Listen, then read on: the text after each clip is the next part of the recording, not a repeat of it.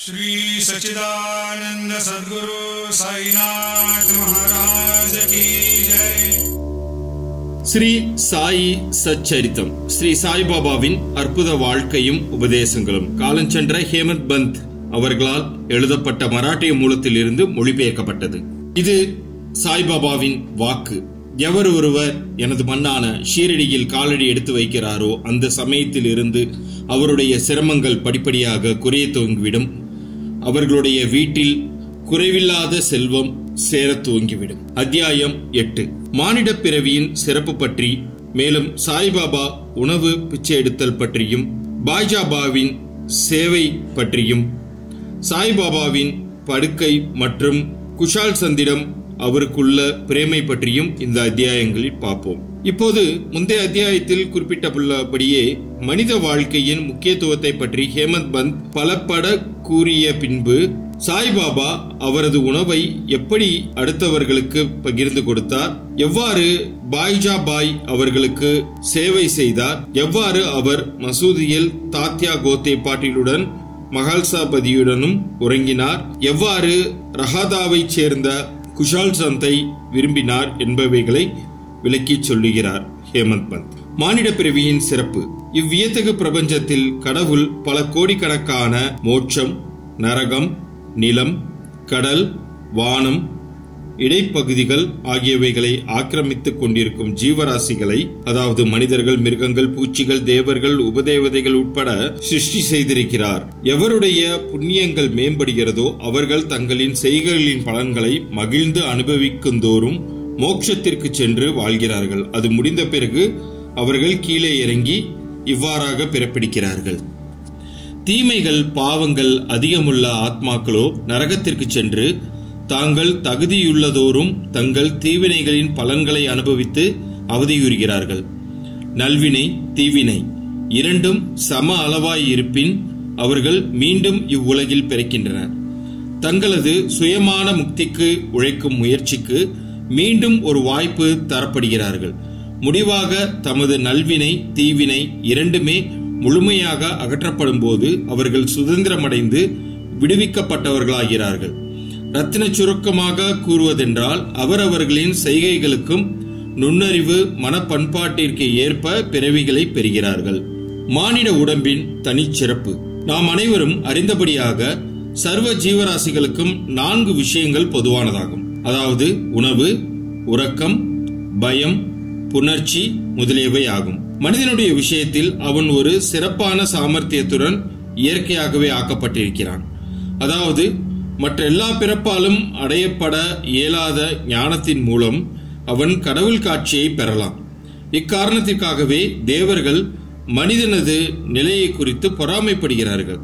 தங்கள் முடிவான விடுதலையை பெறுவதற்காக மானுடர்களாய் பிறப்பதற்கு தேவர்களே ஆவல் கொள்கிறார்கள். கேவலமான அழுக்கு, சளி, கோழை, அசுத்தம் இவைகளால் நிரம்பியதும், மேலும் தேய்வு, நோய், மரணம் ஆகியவற்றின் காரணமாய் உள்ளதுமான இம்மனித உடம்பை விட கேவலமானது வேற எதுவும் இல்லை என்று சிலர் கூறுகின்றனர்.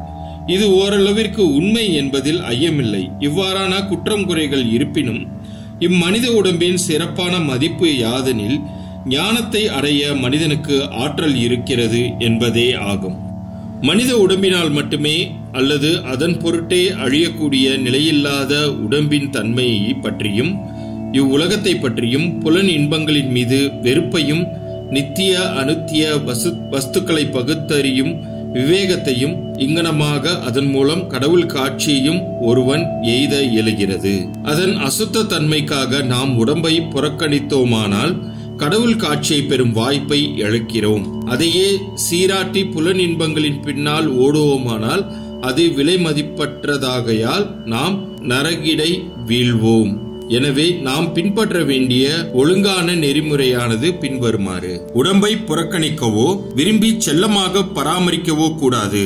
ஆனால் முறையாக பராமரிக்க வேண்டும். குதிரையில் சவாரி செய்யும் ஓர் வழிப்பயணி தான் போகும் இடத்தை அடைந்து வீடு திரும்பும் வரைக்கும் தனது குதிரையை எவ்வாறு பராமரிக்கிறானோ அதை போன்று இவ்வுடம்பை பராமரிக்க வேண்டும்.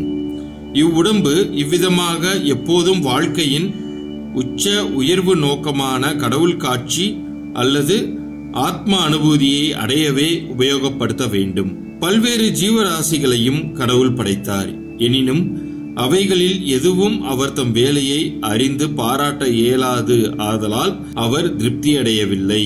அதுவே அவர் ஒரு சிறப்பான சாமர்த்தியமுள்ள ஜந்துவாக மனிதனை படைக்க வேண்டியதாயிற்று. ஞானம் என்னும் சிறந்த வரத்தையும் இறைவன் அளித்தார். அவரின் லீலையும் அற்புதமான வேலையும் சாதுரியத்தையும் மனிதன் பாராட்ட இயன்றபோது அவர் பெரிதும் மகிழ்ந்து திருப்தி அடைந்தார். ஸ்ரீமத் பாகவதத்தில் கூட 11:9-28 ஸ்லோகத்தில் இதை பற்றி கூறப்பட்டிருக்கிறது. இம்மானிடம் தேகம் எடுத்தது உண்மையிலேயே நல்ல அதிர்ஷ்டமாகும். அந்தனர் குலத்தில் உதிப்பது நற்பேருடையது. அதை காட்டிலும் மிகச் சிறப்பான அதிர்ஷ்டமானது சாய்பாபாவின் பாதங்களில் தஞ்சமடைந்து சரணாகதி அடையும் வாய்ப்பை பெற்றதேயாகும். மனிதனின் முயற்சி. மனித வாழ்க்கை எவ்வளவு அருமையானதென்று உணர்ந்து, மரணம் உறுதி என்று அறிந்து, அது எத்தருணத்திலும் நம்மை பற்றும் என்று அறிந்து, நமது வாழ்க்கையின் குறிக்கோளை எய்த நாம் எப்போதும் விழிப்பாய் இருக்க வேண்டும். சிறிதளவு காலம் தாழ்த்தக்கூடாது. ஆகையால் நமது குறிக்கோளை அடையக்கூடியவரை விரைவாக செயல்பட வேண்டும். அதாவது மனைவியை இழந்தவன் மறுமணம் புரிந்து கொள்ள கொண்டுள்ள மிகுதியான அக்கறை போன்றும், காணாமற் போன தன் மகனை அரசன் சல்லடை போட்டு தேடுவதை போன்றும் இருக்க வேண்டும். எனவே நமது இலக்கை எய்த நம்மிடத்தில் உள்ள முழு ஊக்கத்துடனும் வேகத்துடனும் நாம் பாடுபட வேண்டும். அதாவது தன்னை உணர்தல், நமது சோம்பேறித்தனத்தை அகற்றிவிட்டு தூக்கத்தை கலைத்து அல்லும் பகலும் ஆத்ம தியானம் செய்தல் வேண்டும். இதை செய்ய நாம் தவறுவோமானால் நம்மை நாமே மிருக நிலைக்கு தாழ்த்தி கொண்டவர்களாகுவோம். எவ்வாறு செல்வது? கடவுள் காட்சியை தாமே எய்திய தகைமையுள்ள ஞானி, முனிவர் அல்லது சத்குரு ஆகிய இவர்களை அணுகுவதே நம் குறிக்கோள் அடைய மிகச் சிறந்த பயனளிக்க கூடியதும் துரிதமுமான வழியாகும். மத பிரசங்கங்களை கேட்டும் மத நூல்களை கற்றும் அடைய முடியாதவைகளை அம்மதிப்பு மிக்க ஆத்மாக்களின் கூட்டுறவால் பெறலாம். சூரியன் மட்டுமே கொடுக்கும் ஒளியை மற்றெல்லா நட்சத்திரங்களும் சேர்ந்தாலும் கொடுக்க இயலாததை போன்றே புனித நூல்கள் அனைத்தும் மத பிரசங்கங்களை அனைத்தும் சேர்த்து கொடுக்க இயலாத ஆத்ம விவேகத்தை சத்குரு நமக்கு அளிக்கிறார். சத்குரு சாய்பாபாவின் சாதாரண அசைவுகளும் கூட, சாதாரண பேச்சும் கூட நமக்கு மௌன உபதேசத்தை நல்குகின்றது. மன்னித்தல், அடக்கம், அவாவின்மை, தர்மம், உதார குணம், மனம், மெய், இவற்றில் கட்டுப்பாடு, அகங்காரமற்ற தன்மை முதலிய நற்பண்புகள் எல்லாம் அத்தகைய புனித தூய கூட்டுறவால் பயிற்சிக்கப்பட்டு அடியவர்களால் அனுசரிக்கப்படுகின்றன. இது அவர்களது மனதை ஒளிப்படுத்தி ஞானத்தை நல்கி தன்னை உணரச் செய்கிறது. சாய்பாபா அத்தகைய முன்னேற்றத்தை அருளும் ஞானி அல்லது நிஜ சர்க்குரு ஆவார். ஓர் ஃபக்கிரியை போன்று அவர் நடித்தாலும் எப்போதும் ஆத்மாவிலேயே முற்றிலும் தன்வயப்பட்டிருந்தார். கடவுள் அல்லது தெய்வத்தன்மையை சர்வ ஜீவராசிகளுக்குள்ளும் கண்டார். அவைகளை அவர் எப்போதும் அன்பு செய்தார். இன்பங்களால் அவர் உயரவும் இல்லை, துரதிர்ஷ்டங்களால் தாழ்ச்சியுறவும் இல்லை. அரசனும் ஆண்டியும் அவருக்கு ஒன்றே. எவருடைய கடைக்கண் பார்வை பிச்சைக்காரனையும் அரசனாக்க வல்லதோ அவர் ஷீரடியில் வீட்டுக்கு வீடு சென்று உணவை யாசிப்பது வழக்கம். அதை அவர் எப்படி செய்தார் என்பதை பற்றி தற்போது கவனிப்போம். பாபா எந்த ஷீரடி மக்களின் வீடுகள் முன்னர் ஒரு பிச்சைக்காரனை போன்று நின்று, ஓ அம்மா, ஓர் ரொட்டி துண்டு கொடு என்று கூவி அப்பிச்சையை ஏற்க தம் திருக்கரங்களை நீட்டி அருளினாரோ அவர்கள் உண்மையிலேயே ஆசீர்வதிக்கப்பட்டவர்கள். தினந்தோறும் சில குறிப்பிட்ட வீடுகளுக்கும் ஒரு வீட்டிலிருந்து மற்றொரு வீட்டிற்கும் பிச்சை எடுக்க சென்றார்.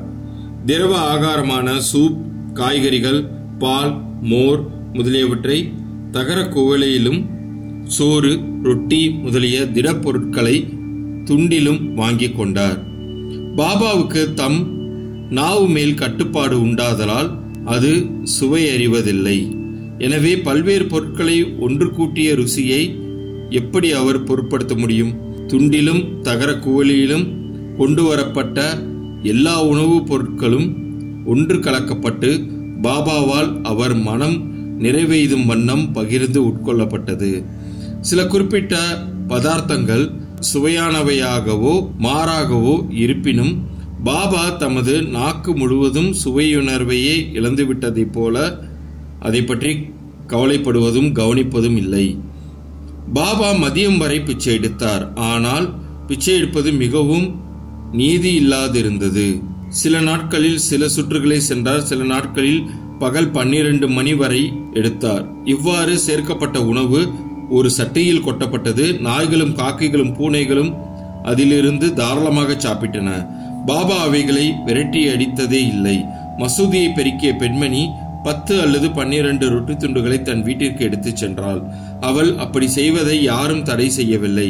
கனவில் கூட பூனைகளையும் நாய்களையும் கடுஞ்சொற்களாலோ ஜாடைகளாகவோ விரட்டி அறியாத அவர் எப்படி ஏழ்மையான திக்கற்ற மக்களுக்கு உணவை மறுக்க இயலும்? அத்தகைய உயர் குணமுடையவரின் வாழ்க்கை உண்மையிலேயே ஆசைகள் நிரம்ப பெற்றதாகும். ஷிரடி மக்கள் அவரை ஆரம்ப காலத்தில் ஒரு கேன பக்கிரியாக கருதினர். இப்பெயராலேயே அவர் அறியப்பட்டார். அவர் பெற்ற பிச்சையான சில ரொட்டி துண்டுகளை கொண்டு வாழ்ந்த அவர் எப்படி மதிக்கப்பட்டு மரியாதை செலுத்தப்பட முடியும்?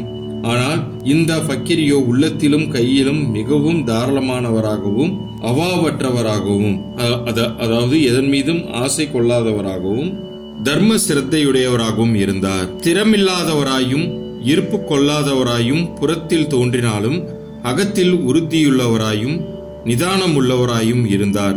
அவருடைய வழியோ அறிவு கெட்டாதது. எனினும் அச்சிறு கிராமத்தில் கூட அன்பும் ஆசிர்வாதமும் உள்ள சிலர் பாபாவை பரமாத்மா என்றே உணர்ந்து மதித்தனர். அப்படிப்பட்ட ஒரு நிகழ்ச்சியை பற்றி காண்போம். பாய்ஜாபாயின் உன்னத சேவை. தாத்யா கோத்தே பாட்டீலின் தாயார் பாய்ஜாபாய் ஆவார். அவர் தினந்தோறும் மதியம் ரொட்டியும் காய்கறிகளும் அடங்கிய கூடையை தன் தலையில் வைத்துக் கொண்டு காடுகளுக்கு போவது வழக்கம். புதர் பூண்டுகளில் பல மைல் கணக்கில் அந்த அம்மையார் அலைந்து திரிந்து கேன பக்கிரியை கண்டுபிடித்து அவர் பாதத்தில் வீழ்ந்து அடக்கமாகவும் அசைவில்லாமலும் தியானத்திலும் அமர்ந்திருக்கும் அவர் முன்னர் இலையை விரித்து ரொட்டி, காய்கறிகள், மற்ற உணவுப் பொருட்கள் முதலியவற்றை அதன் மேல் வைத்து பாபாவை பலவந்தமாக உண்ணச் செய்தார். பாய்ஜாபாய். பாய்ஜாபாயின் நம்பிக்கையும் சேவையும் வியக்கத்தக்கதாகும். ஒவ்வொரு நாளும் அவர் காட்டில் மதிய வேளைகளில் அலைந்து திரிந்து உணவை உண்ணும்படி பாபாவை வற்புறுத்தினார். அவருடைய சேவை, உபாசனை, தவம் என்று எவ்வித பெயரிட்டு அதை நாம் அழைத்தாலும் இறுதி மூச்சு வரையிலும் பாபா அதனை மறக்கவில்லை. அவர் செய்த சேவையை முழுமையும் ஞாபகத்தில் கொண்டு பாபா அவரது மகனுக்கு அபாரமான அளவிற்கு உதவி செய்தார். தாய்க்கும் மகனுக்கும் அவர்களது கடவுளான பக்கிரியின் மீது பெருமளவிற்கு நம்பிக்கை இருந்தது.